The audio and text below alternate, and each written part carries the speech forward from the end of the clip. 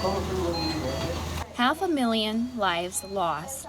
That's the latest COVID-19 death toll, a sobering landmark matching the number of Americans killed in World War II, Korea, and Vietnam combined.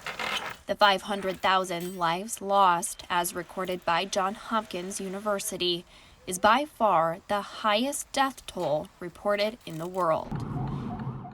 It's a number both shocking yet not entirely surprising. After months of rising cases, ICUs running out of room, and deaths mounting. Simultaneously, morgues filled up across the country, from New York to Los Angeles. Larger cities forced to bring in refrigerated trailers to hold all the dead, while ordering body bags by the thousands. Some have been buried in mass graves, becoming a number rather than a name.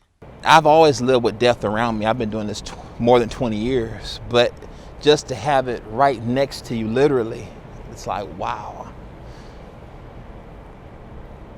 It's something off a bad horror movie. That's how it feels sometimes. It's just something off a horror movie.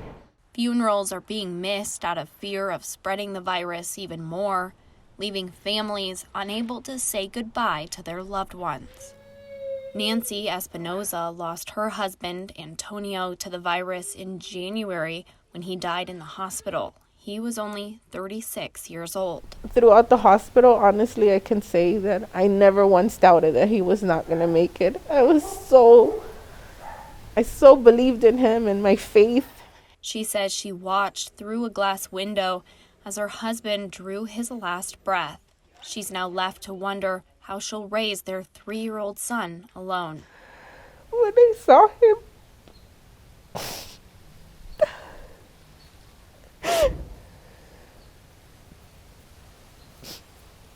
it wasn't him anymore. Early on in the pandemic, there was still a lot to be learned. Dozens of so-called super spreader events were held around the country, illustrating just how easily the coronavirus can pass from person to person. In recent weeks, though, COVID cases and hospitalizations have actually dropped significantly, all while vaccinations are picking up speed. But many experts say it won't be for at least another couple of months that enough people have been vaccinated for it to truly make a difference. Instead, attributing the drop in cases to there not being any major holidays in recent weeks and bitter cold weather, leading to less gatherings and less spread.